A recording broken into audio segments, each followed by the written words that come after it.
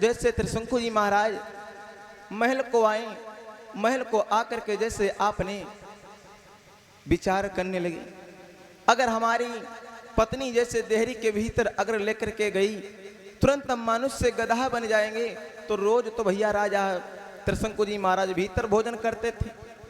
और उस दिन क्या किया, सत्यप्रथा ने महाराज से बोली, महाराज रोज तुम महाराज भीतर भोजन करते थे, आज तुमको क्या हो गया जो तुम बाहर भोजन मांग रहे हो? बाहर भोजन क्यों मांग रहे हो? जैसे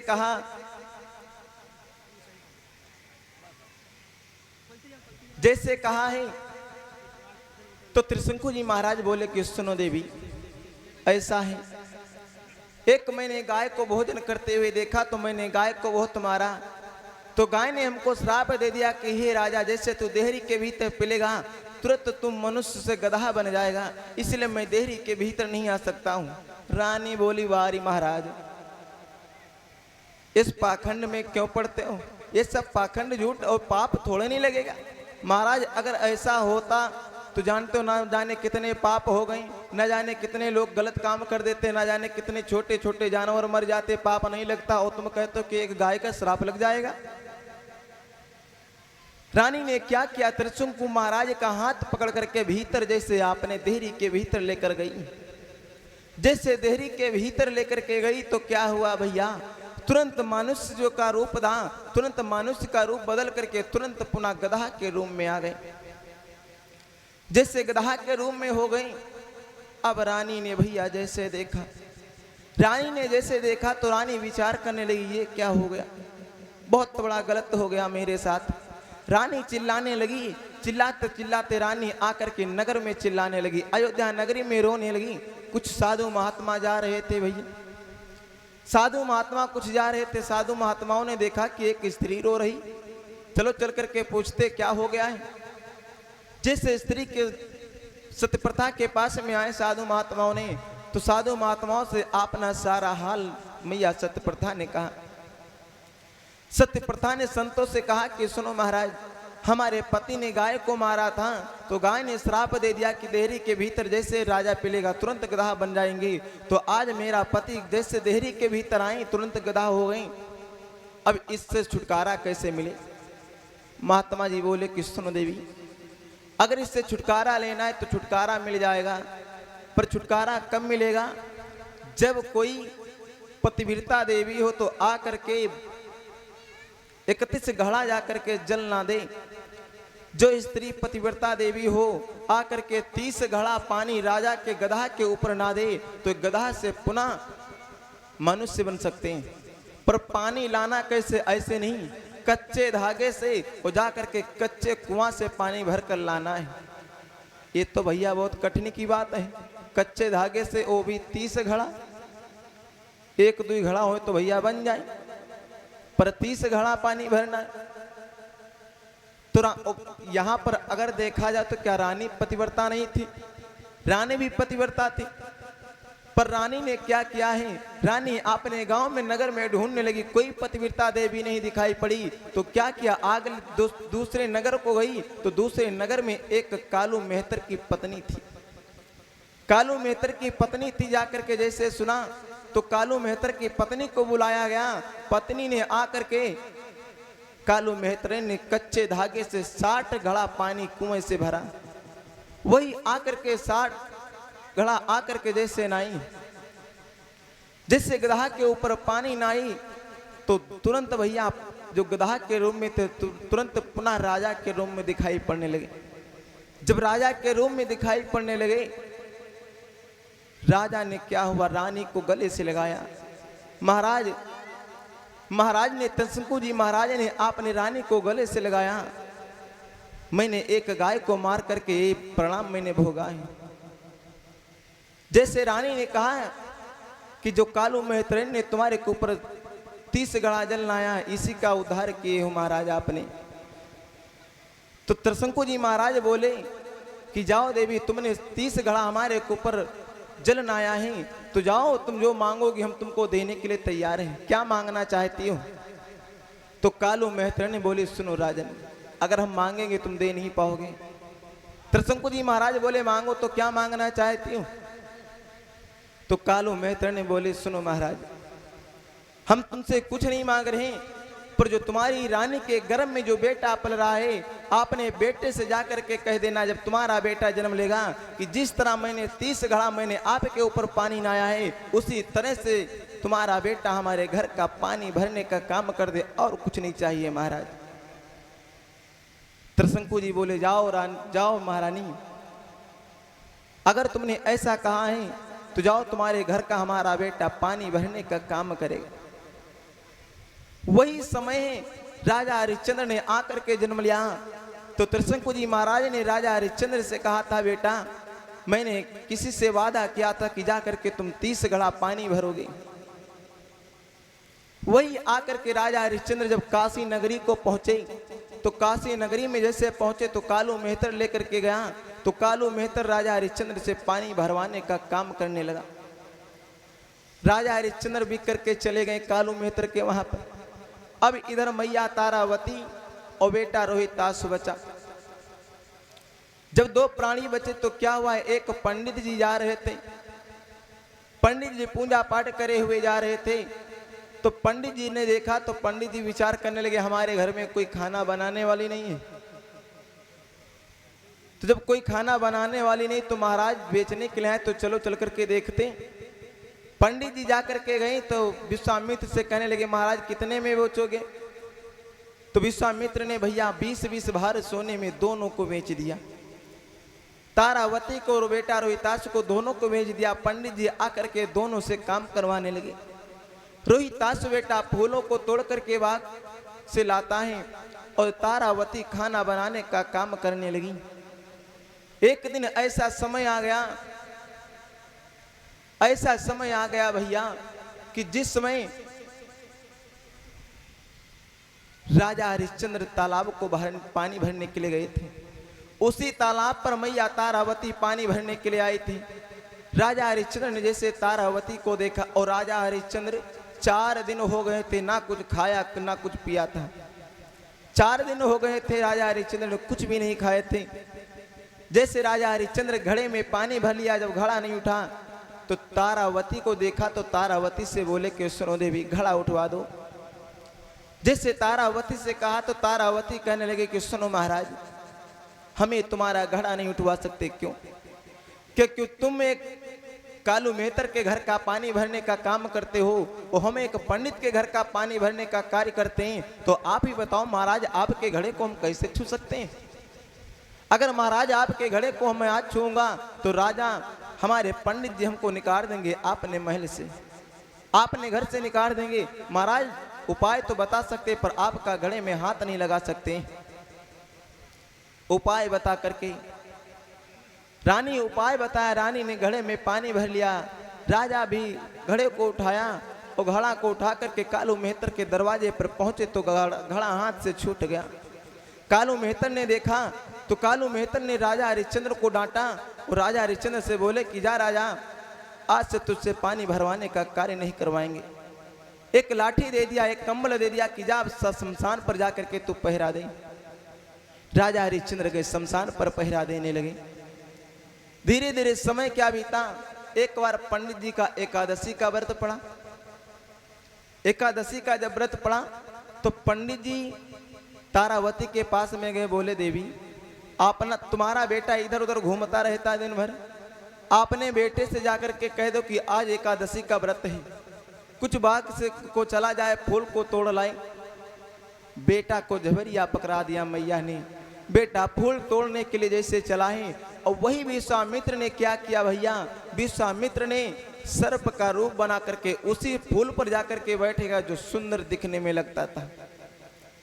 जैसे बेटा फूल तोड़ने के लिए बाग को गया तो एक कालिया नाग ने तुरंत बेटे को डस लिया। जैसे बेटे को कालिया नाग ने डस लिया है, बेटा वहीं पर धीरे धीरे क्या हुआ, खत्म हो गया। जैसे बाग में खत्म हो गया तो गांव वालों ने देखा तो गांव वालों ने आवाज लगाने लगे किसका बेटा है, ये किसका बेटा है जो आज फुलबाग में काले सर्प ने इसको डसा है। ये आवाज और हमारे दीपू चाचा की तरफ से 101 रुपया दान और प्रसाद दान है भगवान के चरणों में। भगवान सदा सुखी सब बनाए रखे। जैसे इधर गांव वालों ने सुना तब तक कि मैया तारावती के कानों में आवाज पहुंची कि मेरा ही बेटा पुलवाक को गया था, ऐसा ना हो कि हमारे ही बेटे को काले सर्प ने डसा हो। मैया ने जैसे सुना तो मैया ने वहां से क्या किया, अपने बेटे को देखने के लिए जैसे आने लगी। पंडित जी बोले कहाँ जा रही हो देवी? तारावती कहने लगे महाराज अपने बेटे को देखने के लिए जा रहे, मेरा बेटा फूल तोड़ने के लिए गया था, अभी नहीं आया है। पंडित जी बोले कि मैंने तुमको 20 बार सोने में खरीद कर लाया है, जब तक तुम खाना नहीं बना दोगी तब तक तुमको जाने नहीं देंगे। और एक बात है भैया, कोई भी गरीब आदमी आपके घर पर अगर कोई काम करने के लिए बुलाए हो तो कहते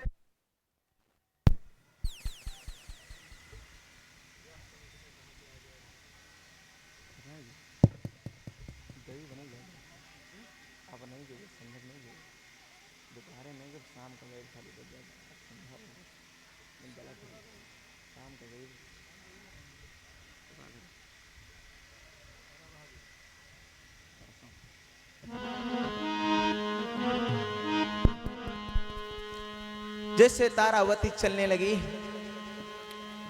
पंडित जी रोक। और एक बात है भैया, कहते कि किसी की मजदूरी नहीं मारना चाहिए, किसी की भी मजदूरी नहीं मारना चाहिए।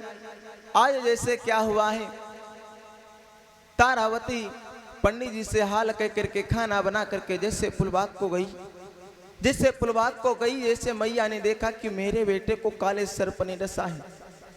मैया ने जैसे देखा तो मैया आज अपने बेटे के मुख पर मुख धर करके रोने लगी, बेटा मैंने तुझको पुलवाक को भेजा था, ये क्या हो गया है? आज मैया तारावती रो करके बोली, बेटा तुम्हारे सिवा इस दुनिया में कोई सहारा देने वाला ही नहीं था।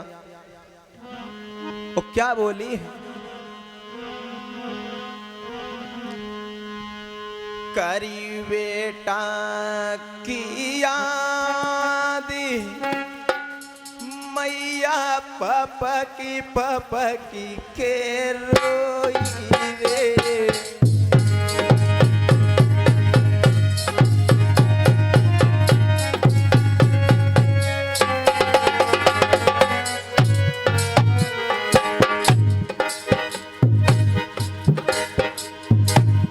बेटा ये क्या हो गया है? मैंने तुझको फूल तोड़ने के लिए भेजा था। मैं अगर जानती कि तुम्हारा काल यहीं पर बैठा है तो तुझको मैं नहीं भेज सकती थी। कारी कारी बेटा की याद रे मैया बहुत अजीब लगा। हर कौन से भूला भगी मेरे भैया को तुझको मुँह पे डाली।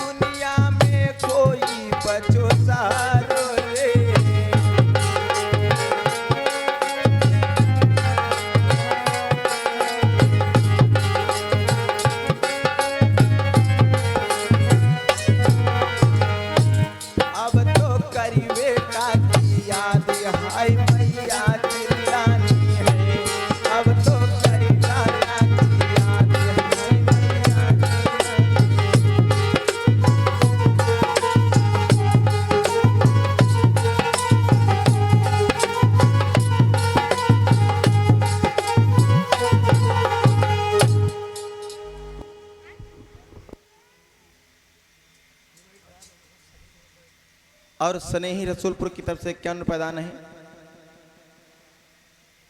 और देश राज दादा भटपुरा की तरफ से 101 रुपया दान।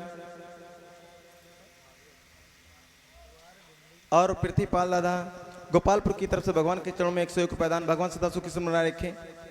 आज इधर जैसे मैया तारावती ने देखा है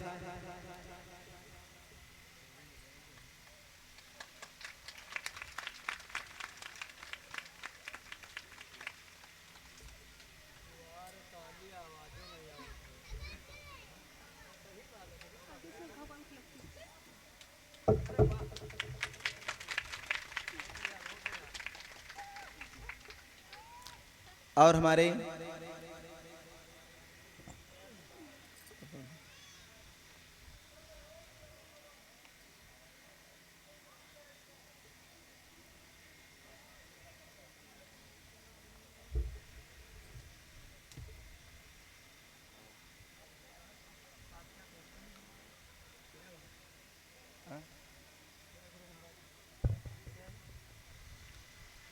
हमारी दीदी जी की तरफ से स्वागत और भगवान के चरणों में 201 रुपया दान है और फल प्रसाद है। भगवान सदा सुखी समृद्धि रखे। दीदी से यही कामना करते कि हम तीनों भाइयों पर सदा हमारे दीदी का आशीर्वाद बना रहे। आज इधर मैया तारावती ने बिलख करके बोली, बेटा तुम्हारे बिना इस दुनिया में कैसे हम रह पाएंगे। राजा भी यहां से छोड़ करके हमको चले गई, तुम भी एक सहारा देने वाले बचे थे, तुम्हारे बिना इस दुनिया में कैसे रहेंगे। आज हम मैया चिल्ला करके बोली, बेटा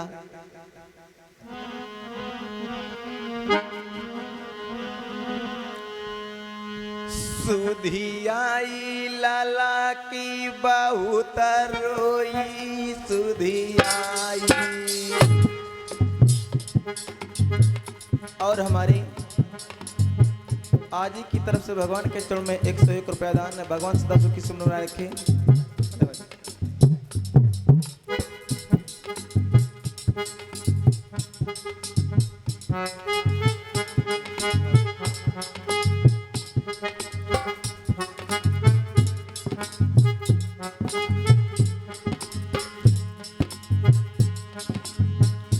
सुधियाई लाला की बहुत रोई, सुधियाई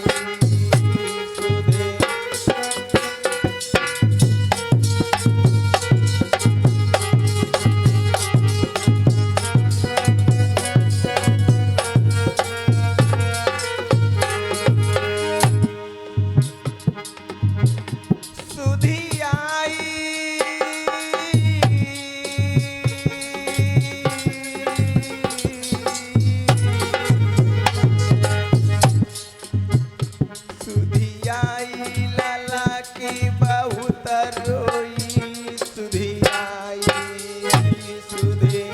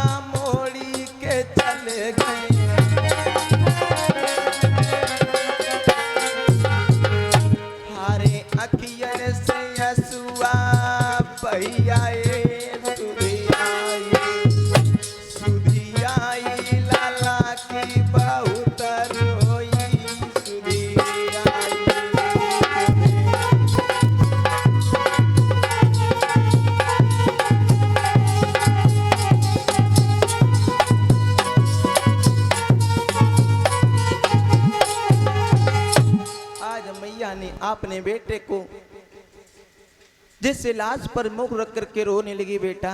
और एक बात है भैया, परसों भी शाम को बताए थे कि इस दुनिया में दुख तो होते हैं, पर जो सबसे बड़े दुख हैं तो 4 दुख होते हैं। 4 दुख सबसे बड़े होते। कौन कौन दुख हैं? वैसे तो दुखी बहुत हैं, बड़े दुख चारी, भूमि हरण भैया मरण, पुत्र सो केवनारी। भैया वैसे तो इस दुनिया में दुख तो तमाम होते हैं, पर सबसे बड़े दुख 4 होते हैं। किसी की पत्नी खत्म हो जाए, किसी का पति खत्म हो जाए, किसी का भाई खत्म हो जाए, किसी की बहन खत्म हो जाए, अगर किसी का एक बेटा हो खत्म हो जाए तो उस माँ बाप से पूछो क्या बीतती है। आज मैया तारावती अपने बेटे के लाश पर मुख रख करके रोने लगी। गांव वालों ने देखा तो गांव वालों कहने लगे, मैया ये तुम्हारे बेटे को काले सर्प ने डसा है, यहां से अपने बेटे को लेकर के जाओ, नहीं तो तुम्हारे बेटे की लाश यहां पर फट जाएगी। तो मैया ने क्या किया है, अपने बेटे की लाश को उठाया और वहां से लेकर के गई शमशान पर पहुंची। जैसे शमशान पर मैया ने पहुंची, शमशान पर देखा क्या राजा हरिश्चंद्र जी पहरेदारी कर रहे थे। राजा हरिश्चंद्र ने देखा, देवी तुम इतनी रात को यहाँ पर कैसे आना हुआ। जैसे राजा हरिश्चंद्र ने पूछने लगे तो मैया तारावती कहने लगी, महाराज मैंने तुम्हारा जो बेटा है, तुम्हारे बेटे को काले सर्प ने डसा है। जैसे राजा हरिश्चंद्र ने सुना तो राजा हरिश्चंद्र के आंखों में आंसू आ गए। ये देवी कैसे हो गया, मेरे बेटे को कल काले सर्प ने कैसे डसा है। राजा हरिश्चंद्र रोने लगे। तारावती ने क्या किया भैया, जैसे सारा हाल समझाया है। राजा हरिश्चंद्र से बोले, महाराज हमारे बेटे की लाश को यहीं पर दफना लेने दो।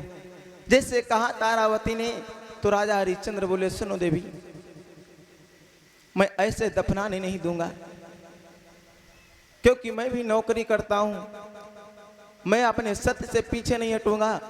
जब तक देवी कर नहीं दोगी, बिना कर लिए हम अपने बेटे की लाश नहीं जला सकते, बिना कर लिए अपने बेटे की लाश नहीं जला सकते।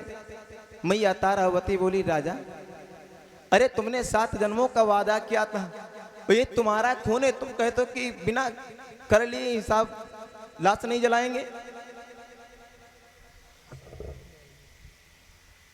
और शिव गोविंद नरैनी की तरफ से भगवान के चरणों में क्या पैदा नहीं, भगवान सदा सुखी समन बनाए रखे। जैसे कहा है,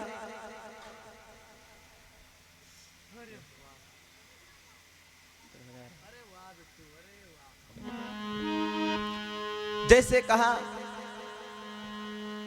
तो रानी ने क्या किया भैया, तुरंत अपनी आधी साड़ी फाड़ करके, तुरंत अपनी आधी साड़ी को फाड़ करके और अपने बेटे के ऊपर कफन के रूम में उड़ा दिया है। राजा हरिश्चंद्र लेकर के गए, लाश को जलाया और लाश को जला करके, और लाश राजा हरिश्चंद्र ने भैया क्यों जलाया था, अगर समझी जाए तो राजा हरिश्चंद्र ने बहुत बड़ा पाप किया था पहले। कौन सा पाप किया था भैया, राजा हरिश्चंद्र का जब बेटा जन्म नहीं लिया था,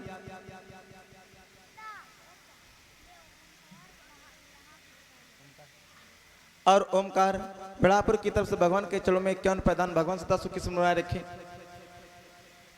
जो राजा हरिश्चंद्र ने अपने हाथों से अपने बेटे की चिता में आग लगा रहे, इसमें एक कारण है पहले जन्म का। ये उस समय की बात है, राजा हरिश्चंद्र मैया तारावती थे, रोहितास का जन्म नहीं हुआ था। जब इनके कोई संतान नहीं हुई तो राजा हरिश्चंद्र ने जाकर के वरुण देव की पूजा पाठ किया था। वरुण देव जी महाराज की तपस्या किया था। और तपस्या भैया कैसे किया था, तपस्या ऐसे किया था महाराज,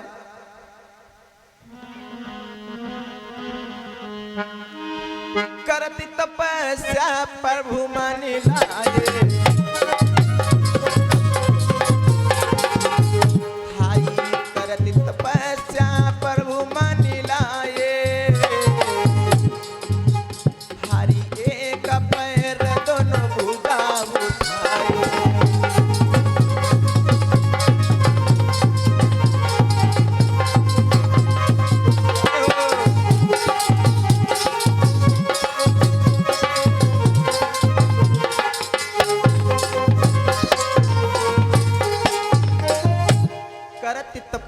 प्रभु मन लाए, एक पैर दोनों भुजा उठाए। तारावती राजा हरिश्चंद्र वरुण देव की तपस्या कर रहे थे, बहुत कठिन तपस्या कर रहे थे एक बेटे के चक्कर में।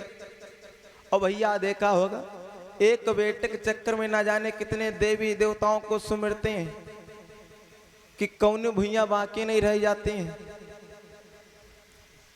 राजा हरिश्चंद्र वरुण देव महाराज की तपस्या कर रहे थे। वरुण देव ने जैसे इनकी भक्ति को देखा, प्रसन्न होकर के आए बोले कि जाओ राजा, मैं तुम्हारी भक्ति को देख करके प्रसन्न हूँ, क्या मांगना चाहती हूँ।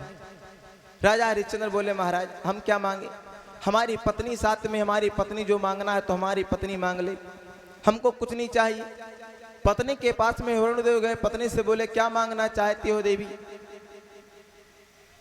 तारावती कहने लगी महाराज कोई एक संतान मिल जाती जिससे हमारे वंश का नाम बढ़ जाता। तो वरुणदेव बोले कि सुनो देवी, बेटा तो है, बेटा तो है, पर बेटा एक ही वर्ष का है। सुनो देवी, हम बेटा तो आपको देंगे, पर बेटा दे करके जब कुछ दिन बीतेंगे उसके बाद में हम वापस अपने बेटे को ले लेंगे। तारावती कहने लगे महाराज ठीक है, कम से कम कलंक तो मिट जाएगा निर्वंशी का। निर्वंशी तो कोई नहीं कहेगा कि राजा निर्वंशी था, शुरू से निर्वंशी का कलंक मिट जाएगा। तारावती कहने लगी ठीक है महाराज, बेटा दो दे करके भले ही ले लेना, निर्वंशी का कलंक मिट जाएगा। कुछ दिन आकर के आपने अयोध्या में व्यतीत किए, 9 माह के बाद में बेटा जन्म लिया। बेटा जन्म लिया तो बेटा जिस समय 1 वर्ष का हो गया, वरुणदेव महाराज जी आए, तारावती से कहने लगे देवी तुमने हमसे वादा किया था कि 1 साल के बाद में अपना बेटा हम लेने के लिए आएंगे, और तुमने देने के लिए सखरा था। आज मैं अपने बेटे को लेने के लिए आया हूं। तब तक कि राजा हरिश्चंद्र ने सुना तो राजा हरिश्चंद्र बोले महाराज तुम अभी 1 ही वर्ष बीते, अभी महाराज सही से हमारे बेटे के दांत भी नहीं जामे, अभी मुंडन नहीं करवा पाए। महाराज मुंडन हो जाए, दांत वात जामाए, तब महाराज लेने के लिए आना। वरुणदेव जी महाराज लौट गए। धीरे धीरे 3 वर्ष की बाद में आई। 3 वर्ष की बाद में जब आई तो राजा हरिश्चंद्र से बोले राजा अब तुम हमारा बेटा वापस करो। राजा हरिश्चंद्र बोले, राजा हरिश्चंद्र ने क्या किया, राजा हरिश्चंद्र ने वरुणदेव महाराज से झूठ बोला कि सुनो महाराज तुम्हारा बेटा तो था, और राजा हरिश्चंद्र ने अपने बेटे को पढ़ने के लिए विद्यालय को भैया भेज दिया था, आपने पढ़ने के लिए विद्यालय को भेज दिया। और वरुणदेव महाराज जब राजा हरिश्चंद्र के पास आकर के मांगने लगे तो राजा हरिश्चंद्र बोले कि महाराज हमारा बेटा खत्म हो गया, हमारा बेटा खत्म हो गया है, कुछ दिन पहले भी खत्म हुआ है। वरुणदेव महाराज बोले कि जाओ अगर तुम्हारा बेटा खत्म हो गया है तो जाओ, तुम्हारा बेटा नहीं मांग रहे, अगर तुम्हारे नगर में किसी का भी बेटा हो तो उसका बेटा ला करके हमको दो। राजा हरिश्चंद्र ने विचार करने लगे कि आज हमारे बेटे की जान बचती है तो हमारे नगर में न जाने कितने बालक खेलते होंगे। और उस समय आचार्य गिरी काम का काम करते थे विश्वामित्र जी महाराज राजा हरिश्चंद्र के घर का। तो क्या किया राजा हरिश्चंद्र विश्वामित्र जी महाराज से पूछने लगे, तो जाकर के विश्वामित्र के एक बहन थी, विश्वामित्र महाराज के एक बहन थी, उस राजा विश्वामित्र की बहन का एक बेटा था जो 3 वर्ष का था, 3 ही वर्ष का था। उस बेटे को राजा हरिश्चंद्र ने लाए और उस बेटे की राजा हरिश्चंद्र ने क्या किया, बलि दे दिया है। जैसे बलि दे दिया, जैसे विश्वामित्र जी महाराज ने सुना तो राजा हरिश्चंद्र से बोले राजा तुमने आज हमारे भांजे को बलि दे दिया है कि जाओ राजा हम तुझको श्राप दे रहे हैं कि जिस तरह आज हम अपने भांजे के लिए रो रहे हैं उसी दिन ऐसा समय आएगा तुमने अपने बेटे को बचाने के लिए हमारे भांजे को मरवाया है। ऐसा समय आ जाएगा कि तुम भी अपने बेटे के लिए तड़पोगे, तुम भी अपने बेटे के लिए रोओगे, और अपने हाथ से जाकर के अपने बेटा की चिता में आग लगाओगे। ये वही श्राप विश्वामित्र महाराज का है जो राजा हरिश्चंद्र को लगा था। आज बेटा की लाश को राजा हरिश्चंद्र ने जला दिया। मैया तारावती आधी साड़ी में भोले बाबा के मंदिर को भाग गई, क्योंकि भैया आधी साड़ी में थी, भाग गई। गांव वालों ने देखा तो विश्वामित्र ने गांव में आवाज लगा दिया, और 4 लाशों को लेकर के एक रोड पर डाल दिया। विश्वामित्र ने कहा कि सुनो गांव वालों, आपके नगर में एक डायन आई है जिन्होंने एक नहीं 4 खून करके एक मंदिर में जाकर के छिप गई है। गांव वालों ने क्या किया भैया, लाठी डंडे लेकर के दौड़े। जैसे रानी के मंदिर के पास में आए तो वहां पर क्या देखा कि आधी साड़ी में एक स्त्री मंदिर में लेटी। मारने के लिए चले तो तुरंत पहले राजा हरिश्चंद्र जो राजा थे, राजा को बुलवाया गया, राजा हरिश्चंद्र को बुलवाया गया। राजा आए तो राजा हरिश्चंद्र ने जैसे देखा, देवी तुम ये चार चार खून करके इस मंदिर में छिप करके बैठी। राजा हरिश्चंद्र ने रहा नहीं गया तो राजा हरिश्चंद्र ने तलवार निकाला है और तारावती को मारने के लिए चले। जैसे तारावती को मारने के लिए राजा हरिश्चंद्र जी महाराज चले हैं तो भगवान दौड़ करके आए और दौड़ करके आए और उधर विश्वामित्र जी महाराज आ गए। राजा से बोले कि ये राजा तुम क्या करने के लिए जा रहे हो?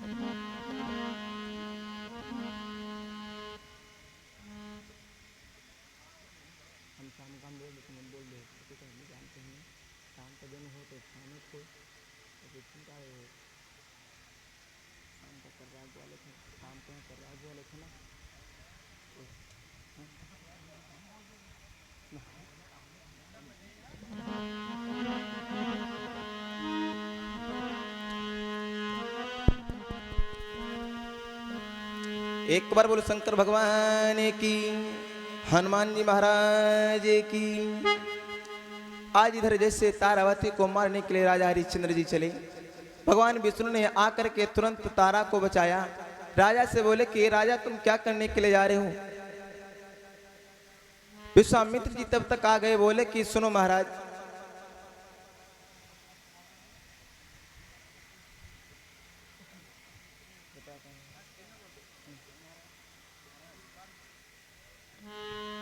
आकर के तारावती को बचाया कि हे राजा मैं तेरी परीक्षा ले रहा था। इस तरह से राजा हरिश्चंद्र की परीक्षा विश्वामित्र जी महाराज ने लिया था। इसी को कहते कि भैया जैसी करनी, जैसा किसी के साथ में करोगे वैसा मिलेगा। अगर तुमने किसी को सताया है तो तुमको भी कोई सताने वाला जरूर होगा। हम नहीं कहते क्योंकि तुलसी बाबा ने लिखा है,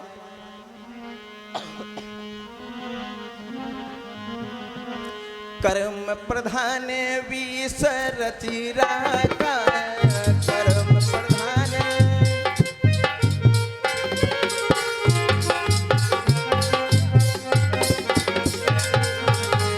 कर्म प्रधान विष रचि राखा, कर्म प्रधान जो जस कराहि सो तस फल जाता,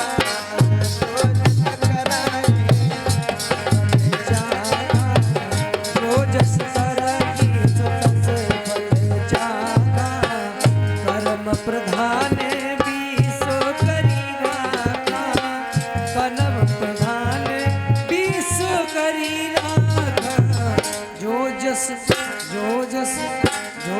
करहि सो तस फल जाता, जो जस करहि सो तस फल जाता, जो जस करहि सो तस फल जाता। कहते कि जिस प्रकार का कर्म करोगे उसी प्रकार से आपको भोगना पड़ेगा। विश्वामित्र के भांजे को राजा हरिश्चंद्र ने मरवाया तो उसी तरह से राजा हरिश्चंद्र को भी दुख भोगना पड़ा, अपने बेटे की चिता में आग लगाना पड़ा है। इस तरह राजा हरिश्चंद्र की परीक्षा भगवान ने लिया था। राजा हरिश्चंद्र की परीक्षा को आप लोगों ने श्रवण किया है। आज शाम की बेला में बहुत धुआंधार कथा होगी, अनेक अनेक चुटकुला सुनाए जाएंगे। आज भगवान कृष्ण की और रुक्मिणी की शादी होगी। कैसे शादी हुई थी तो ये चर्चा शाम की बेला में आप लोगों को सुनाई जाएगी। तो आए आरती और प्रसाद को लेकर के आपने घर को जाएंगे, लौट करके पुनः कथा का समय 7 बजे से शुरू हो जाएगी। तो सभी वक्त खड़े हो जाएं भगवान के मंगलमय आरती में। बोलो श्री राम जय जय राम। बोलो श्री राम जय राम जय जय राम। बोलो श्री राम जय जय राम। बोलो श्री राम जय जय राम। बोलो श्री राम जय जय राम। बोलो श्री राम जय जय राम।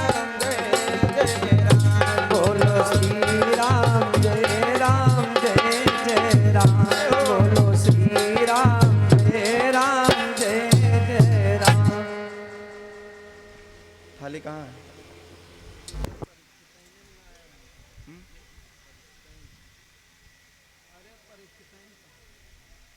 अरे कोई कर दिए कोई कर दिए। दीपक तो उठा धर लिया थाली में है। आरती करने के लिए कोई आई है आगे? आ जाओ। कोई याद कर दिया आरती? आ जाओ शाम को हम बोल देंगे।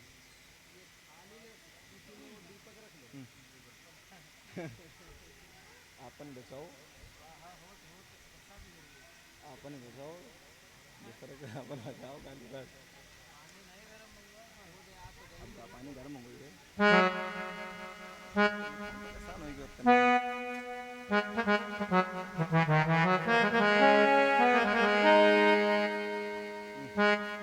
पहले लागे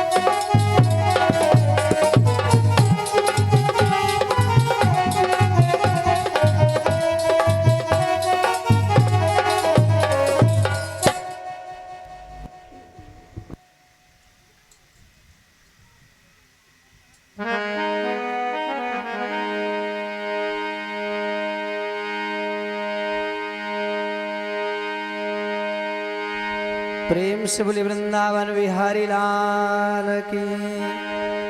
सद्गुरुदेव भगवान की।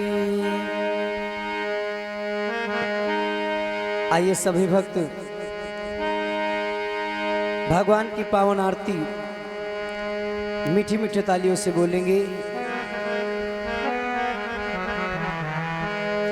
अरे हे राजा राम तेरी आरती गाऊं। हे राजा राम तेरी आरती गाऊं।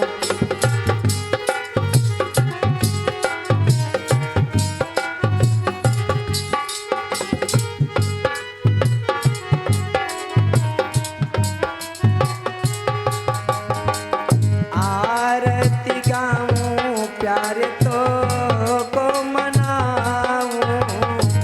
आरती गाऊं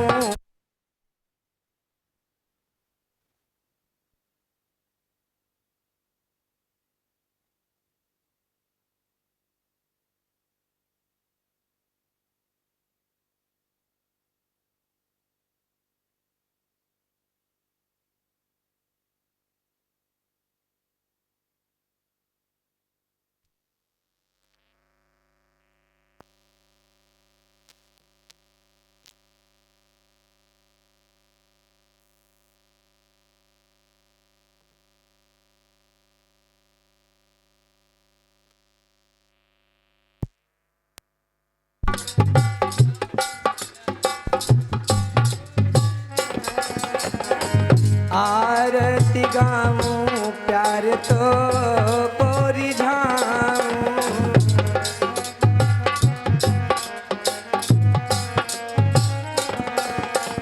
हे राजा राम तेरी आरती गाऊं। हे राजा राम तेरी आरती गाऊं।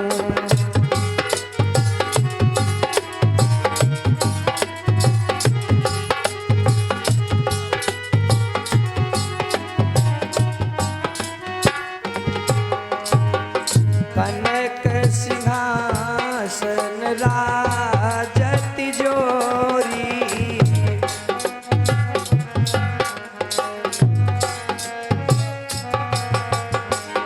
कनक सिंहासन राजत जोरी।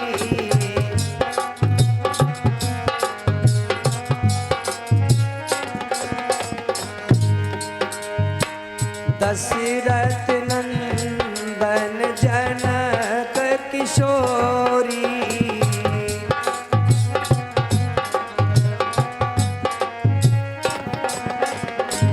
कनक सिंहासन राजत जोरी।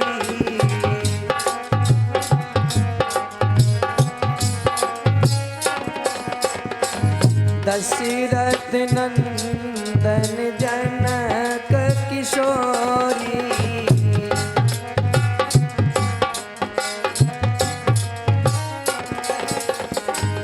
युगल छवि पे मैं तो बलि बलि जाऊं। युगल छवि पे मैं तो बलि बलि जाऊं। तेरे राजा राम तेरी आरती उतारूं।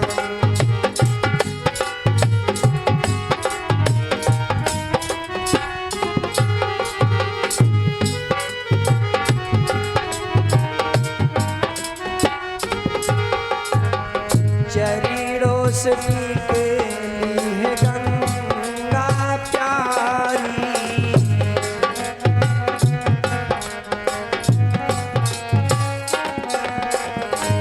चरणों से निकली है गंगा प्यारी।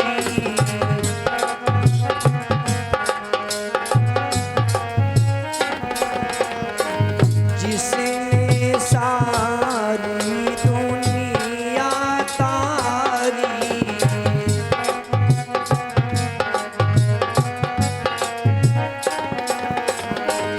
जिसने सारी दुनिया तारी।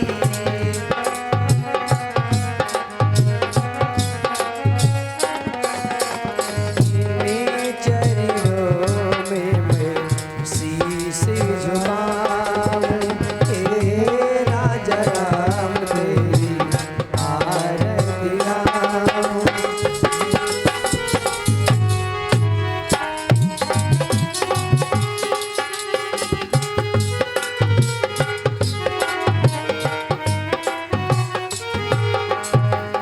आरती गाऊं प्यार तो को मनाऊं। आरती गाऊं प्यार तो को मनाऊं। आरती गाऊं भगवन तुमको मनाऊं।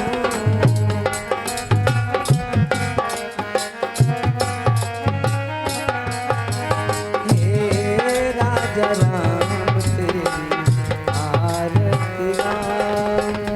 हे राजा राम तेरी आरती गाऊं।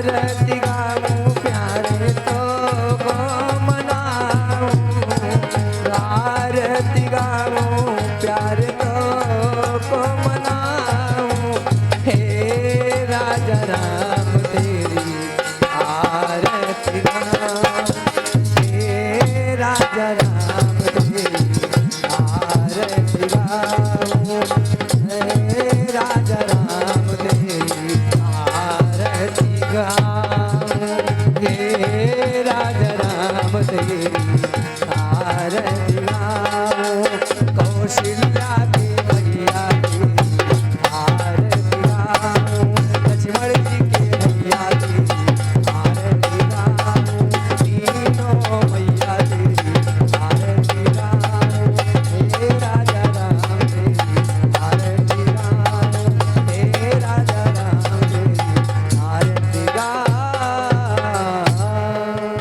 प्रेम से बोले वृंदावन विहारी लाल की, राजा रामचंद्र की, तीनों मैया की, चारों भैया की, अयोध्या धाम की, हनुमंत लाल की, शंकर भगवान की, गौरा मैया की, लक्ष्मी मैया की, काली मैया की, ग्राम देवता की, क्षेत्र देवता की, स्थान देवता की, अपने अपने माता पिता की, सद्गुरुदेव भगवान की, भारत माता की, धरती माता की, अपने अपने गुरुदेव भगवान की।